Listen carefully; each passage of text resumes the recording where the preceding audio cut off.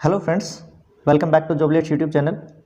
आज की इस क्लास के अंदर हम लगभग अपने 9 जनवरी से लेकर के 15 जनवरी तक का जो करंट अफेयर है हम उसको कंप्लीट करेंगे और इसके अंदर हम लगभग 50 MCQs को सोल्व करने वाले हैं।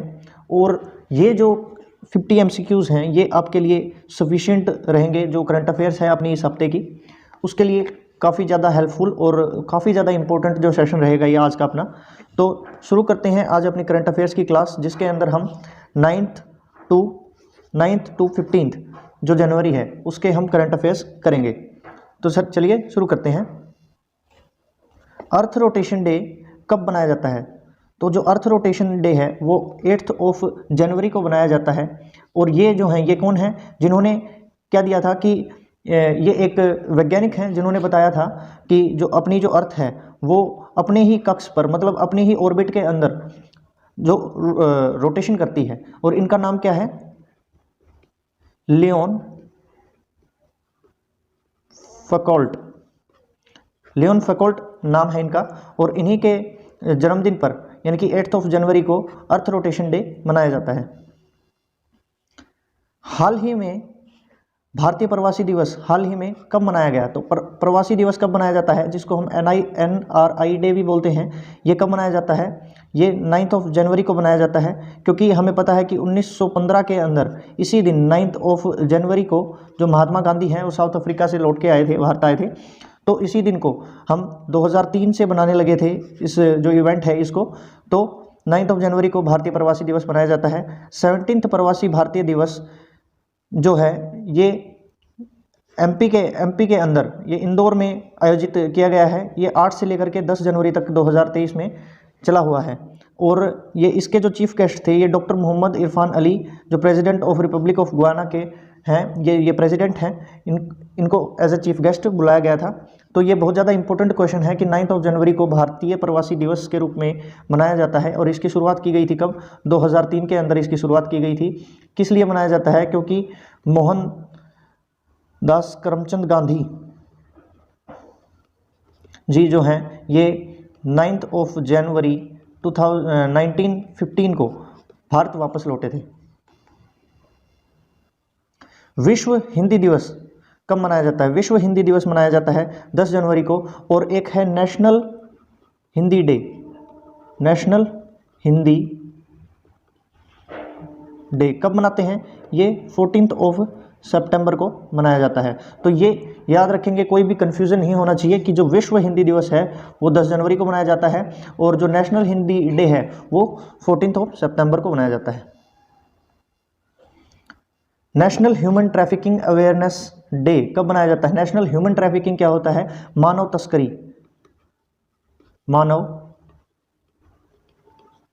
मानव तस्करी जिसे हम बोलते हैं, ये जो है ये 11 जनवरी को बनाया जाता है। इससे अवेयरनेस के लिए बनाया जाता है। खासकर अमेरिका में बराक ओबामा ने इसकी जो काफ़ी शुरुआत करी थी, काफ़ी बढ़ चढ़ कर इसमें अवेयरनेस फैलाने का काम किया था। तो 11 जनवरी को national human trafficking awareness day मनाया जाता है। राष्ट्रीय युवा दिवस बहुत ही ज़्यादा इंपॉर्टेंट क्वेश्चन है। राष्ट्रीय युवा दिवस 2023 कब मनाया गया? तो 12 जनवरी को स्वामी विवेकानंद की याद में, स्वामी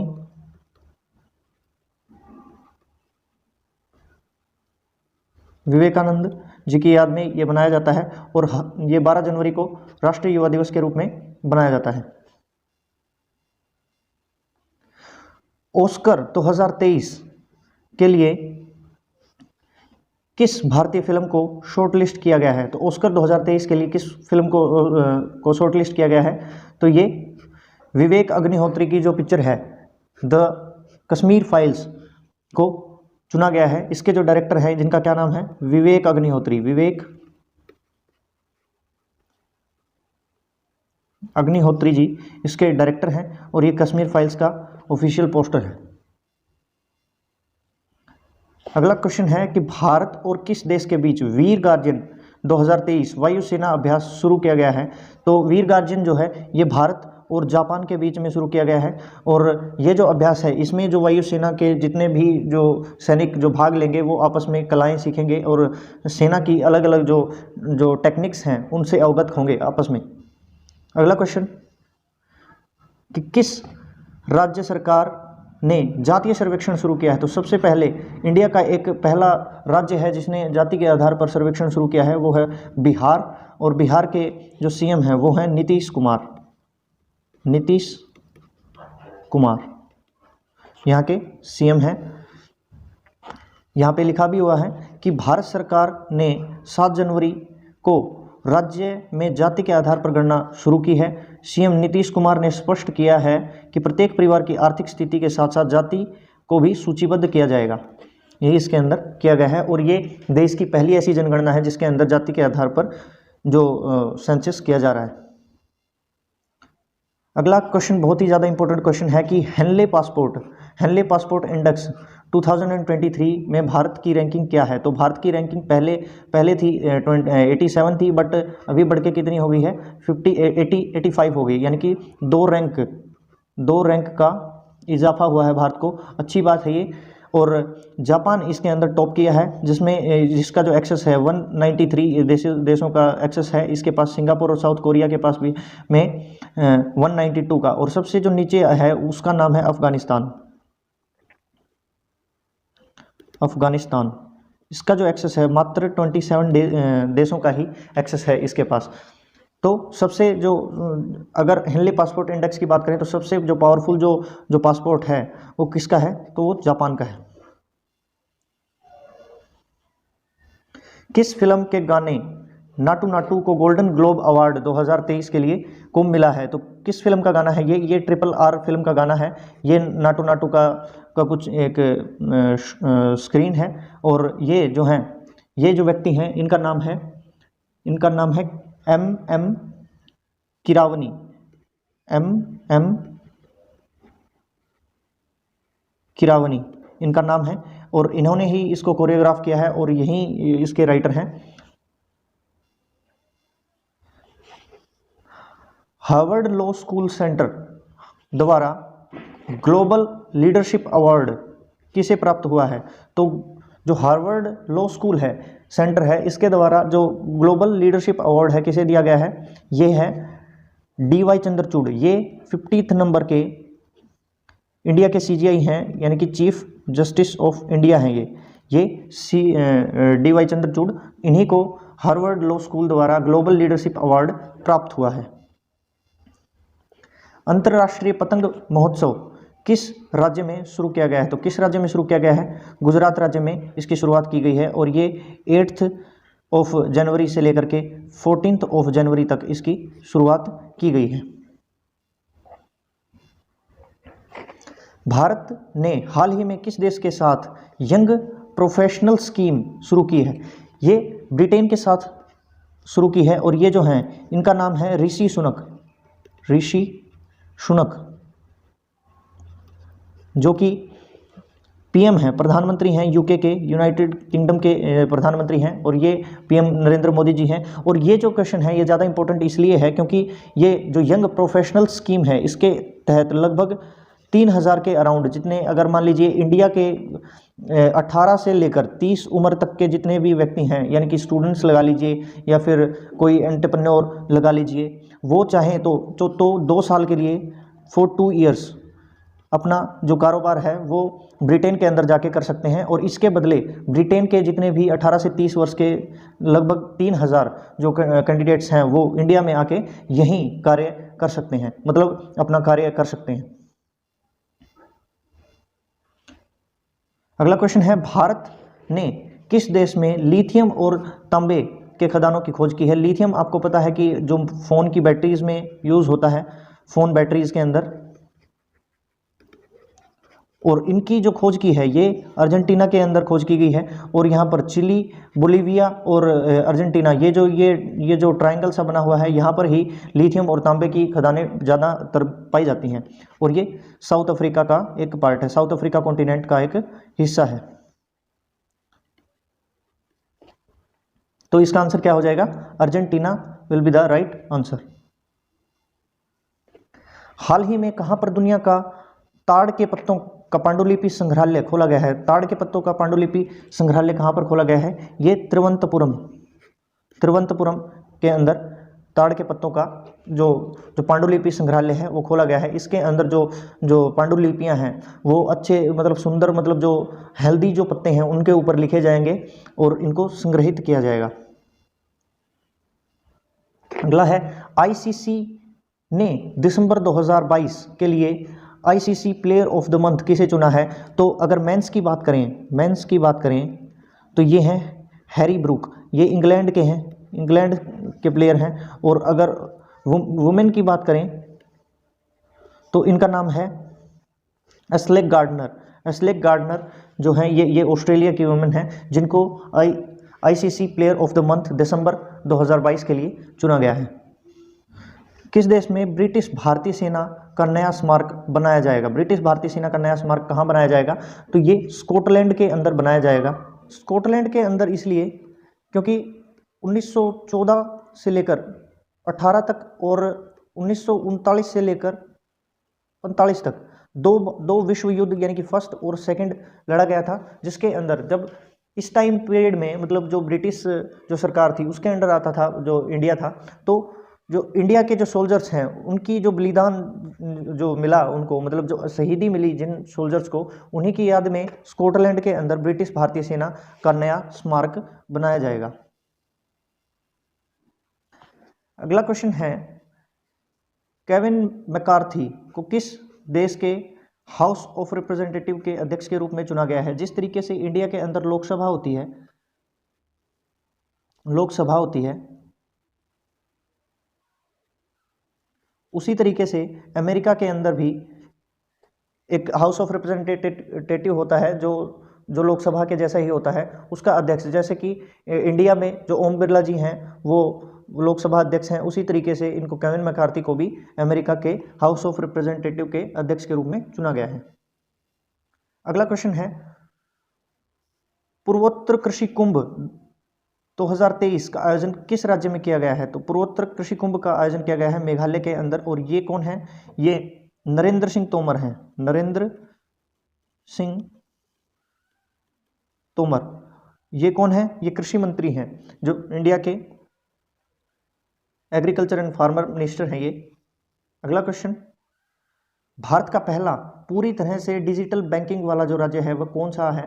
तो ये डिजिटल बैंकिंग वाला राज्य कौन सा बना है? ये केरल बना है। ये इनका मानना है कि जो हम हैं ये लगभग बैंकिंग सेक्टर में 101% मतलब 100% ये इन्होंने डिजिटल सेवाएं शुरू कर दी हैं। और यहाँ के जो केरल के जो सीएम हैं उनका नाम है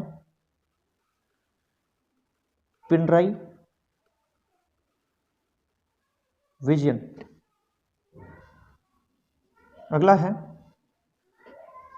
सरकारी नौकरियों में महिलाओं को 30% आरक्षण किस राज्य में दिया गया है? तो किस राज्य में दिया गया है 30% आरक्षण? ये उत्तराखंड राज्य में दिया गया है। बट इसकी एक शर्त है कि जो जितनी भी नौकरियां हैं उनके लिए जो उत्तराखंड की जो स्थानीय जो महिलाएं हैं जिनका डोमिसाइल जो है वो अगर उत्तराखंड का है उन्हीं को इस चीज़ का फ़ायदा मिलेगा और 30% आरक्षण के लिए ये एलिजिबल होंगे।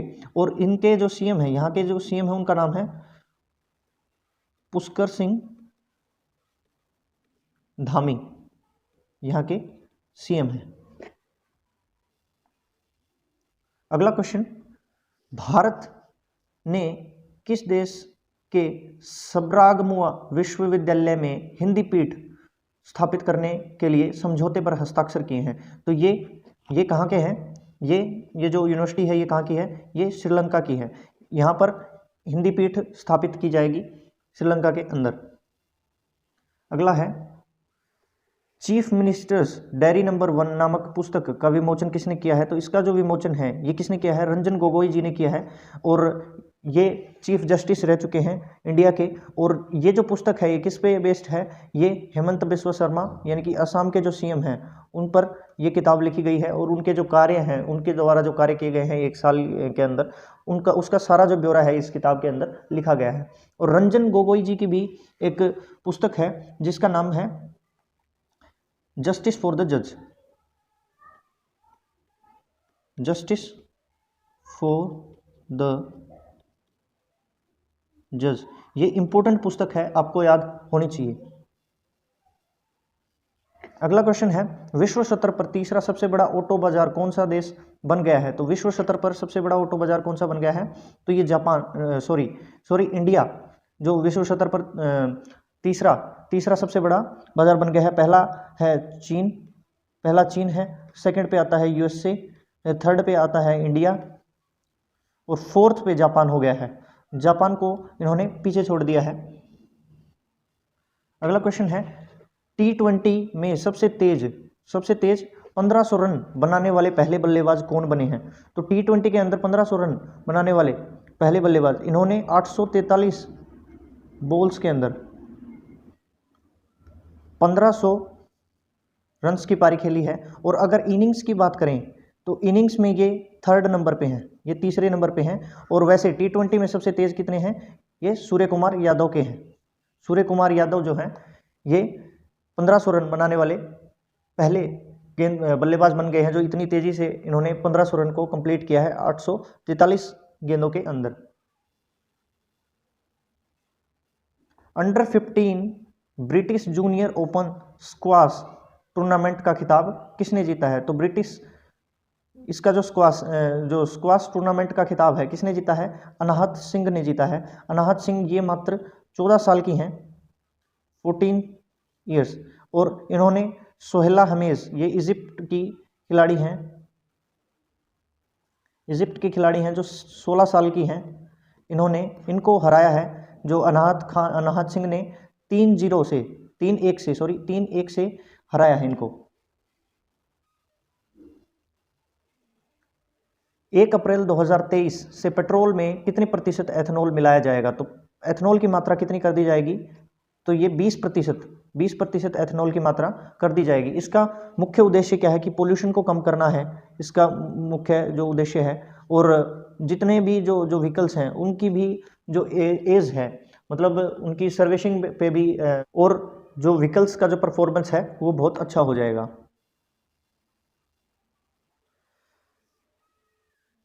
मोस्ट इंपॉर्टेंट क्वेश्चन है कि बिरसा मुंडा हॉकी स्टेडियम किस राज्य में स्थित है? तो बिरसा मुंडा हॉकी स्टेडियम किस राज्य में स्थित है?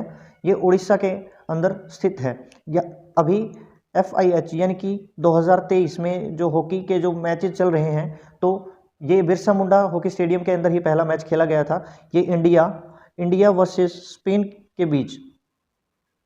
के बीच 13 जनवरी को ये मैच खेला गया था, जिसको 2-0 से इंडिया ने जीत लिया था। और ये बिरसा मुंडा जो हॉकी स्टेडियम है ये इंडिया का सबसे बड़ा हॉकी स्टेडियम है, जो अभी हाल ही में बनके तैयार हुआ है। और यहाँ के जो CM हैं, उड़ीसा के CM हैं, वो है नवीन पटनायक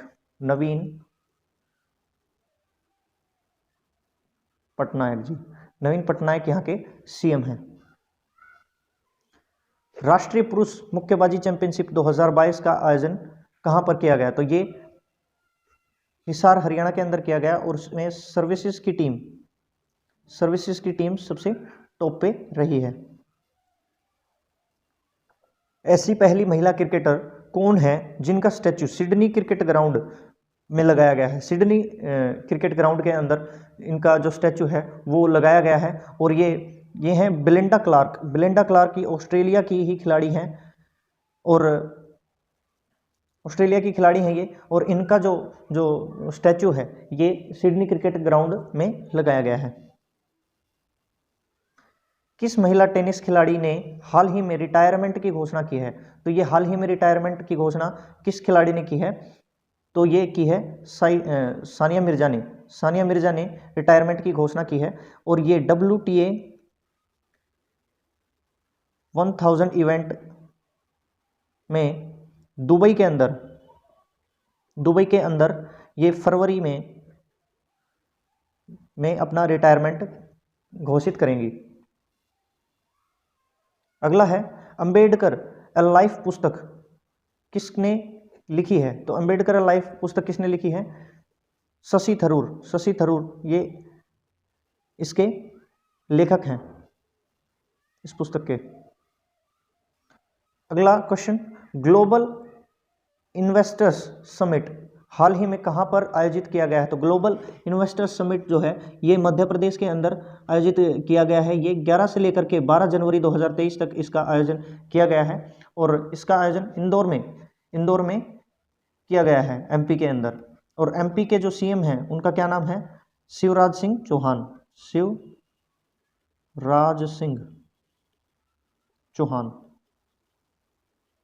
शिवराज सिंह चौहान यहाँ के सीएम हैं।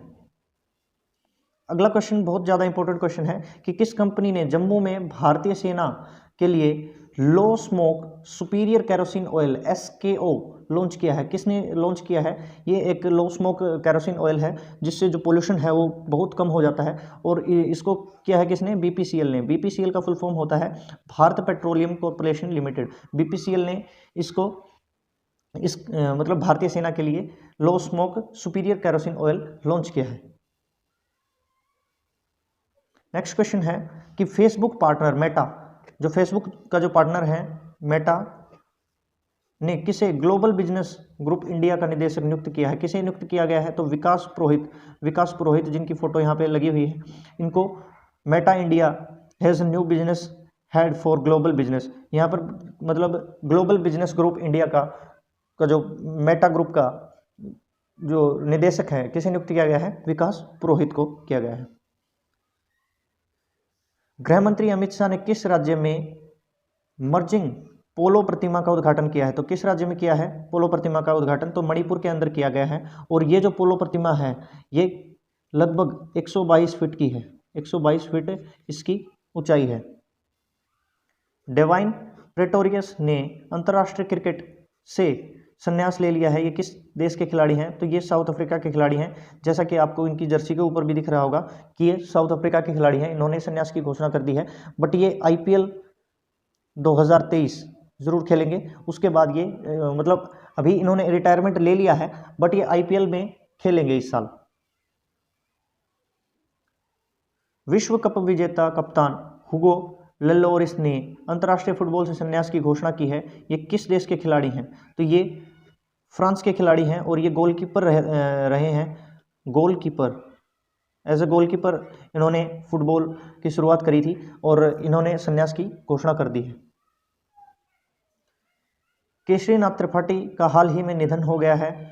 वे किस राज्य के पूर्व राज्यपाल थे? तो ये वेस्ट बंगाल के भी थे, मेघालय, बिहार और मिजोरम, यानी कि ऑल ऑफ द अबव इसका आंसर हो जाएगा। और ये सारे के सारे जितने भी स्टेट्स हैं इनके गवर्नर रह चुके हैं और इनका हाल ही में निधन हो गया है।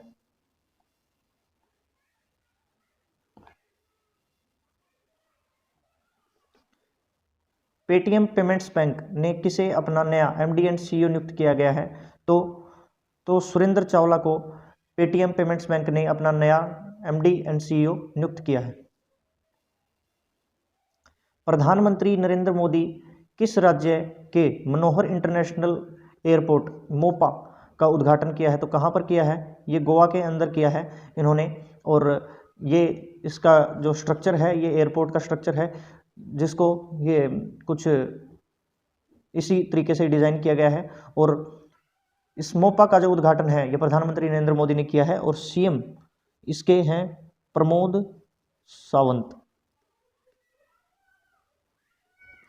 सावंत जो हैं ये गोवा के चीफ मिनिस्टर हैं।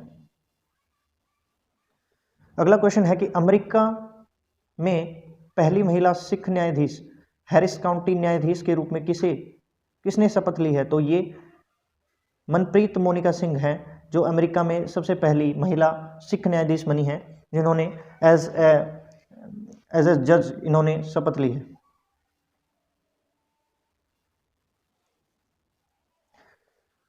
26वां नेशनल यूथ फेस्टिवल किस राज्य में आयोजित किया जा रहा है? तो किस राज्य में आयोजित किया जा रहा है? ये कर्नाटक राज्य में आयोजित किया जा रहा है। और कहाँ पर? हुबली धारवाड़ के अंदर ये आयोजित किया जा रहा है। ये 12 से लेकर के 16 जनवरी 2023 तक चलेगा और इसकी जो थीम है, थीम क्या है? विकसित युवा विकसित भारत इसकी थीम है। और चंपी चिका क्या है? मैं ऊपर लिख देता हूं आपको एक बार। चंपी चिका ये इसका क्या है? मैस्कोट है। ये इसका मैस्कोट है, शुभंकर जिसे बोलते हैं। 15 जनवरी को बेंगलोर में भारतीय थल सेना का कौन सा दिवस मनाया गया? तो 75वां जो सेना दिवस है वो बेंगलोर के अंदर 15 जनवरी को मनाया गया। इंपॉर्टेंट डे था, आपको याद होना चाहिए। अगला क्वेश्चन कि मोहे के ब्रांड एम्बेसडर कौन बने हैं? मोहे का जो नया ब्रांड एम्बेसडर है वो कियारा आडवाणी को बनाया गया है। गैरेथ बेल किस खेल से संबंधित हैं? इन्होंने हाल ही में सेवानिवृत्ति की घोषणा की है। किस खेल से हैं ये फुटबॉल से हैं और वेल्स के खिलाड़ी हैं। ये फुटबॉल खेलते हैं और इन्होंने जो है सेवानिवृत्ति की घोषणा कर दी है। G20 देशों की प्रथम शिक्षा समूह, बहुत ज़्यादा इंपॉर्टेंट क्वेश्चन है। शिक्षा समूह की पहली बैठक 31 जनवरी से 2 फरवरी तक किस शहर में की गई है? तो चेन्नई के अंदर इसकी क्या की गई है? पहली बैठक की गई है। चेन्नई कहाँ पर है? तमिलनाडु के अंदर है, तमिलनाडु। और अगर सीएम पूछें तो इनके जो सीएम है M.K. स्टालिन यहाँ के चीफ मिनिस्टर हैं। दुनिया के सबसे लंबे रिवर क्रूज MV गंगा विलास कितने किलोमीटर का सफर तय करेगी? ये वाराणसी से लेकर के डिब्रूगढ़ तक की जो यात्रा है वो करेगी ये, और ये 3200 किलोमीटर की यात्रा करेगी, जिसको नरेंद्र मोदी जी ने हरी झंडी दे दी है इसकी। और दुनिया की ये सबसे लंबी रिवर क्रूज है जिसका नाम है MV गंगा विलास। आज का लास्ट क्वेश्चन है कि खेलो इंडिया यूथ गेम्स के 5वें संस्करण का शुभंकर क्या है? तो आशा और मोगली जो है 5वें खेलो इंडिया यूथ गेम्स का शुभंकर है। और इससे पहले 4 बार गेम्स हो चुके हैं, जिसमें 2 बार हरियाणा और 2 बार महाराष्ट्र इन गेम्स को जीत चुका है। और इसका जो आयोजन है ये 30 जनवरी से लेकर के 11 फरवरी के बीच में मध्य प्रदेश के अंदर भोपाल में इनका आयोजन होगा। आई होप कि आपको ये जो क्लास है ये अच्छी लगी होगी और इंफॉर्मेटिव भी लगी होगी। स्टैटिक जीके और साथ में ये करंट अफेयर्स की जो क्लासेस हैं वो हम करवाते हैं। और मैथ्स की आप चाहें तो फ्री में क्लासेस देख सकते हैं, जो अच्छा कंटेंट आपको प्रोवाइड करवाया जाता है। स्टैटिक जीके में भी अगर आप एक बार क्लासेस को देखेंगे तो आपको अच्छा लगेगा, और सबसे हटके हम आपको एक कंटेंट प्रोवाइड करवाने की कोशिश करते हैं। आई होप कि ये जो वीडियो है आज की जो वीकली जो करंट अफेयर्स की जो वीडियो है आपको अच्छी लगी होगी। मिलते हैं अगली करंट अफेयर्स वीडियो के साथ में, जो कि संडे या फिर आपको मंडे को प्रोवाइड करवाई जाती है। तो मोस्टली आपको मंडे को प्रोवाइड करवाई जाती है। तो आई होप कि आज की जो क्लास है आपको अच्छी लगी होगी, इंफॉर्मेटिव लगी होगी। मिलते हैं अगली वीडियो के साथ, तब तक के लिए जय हिंद।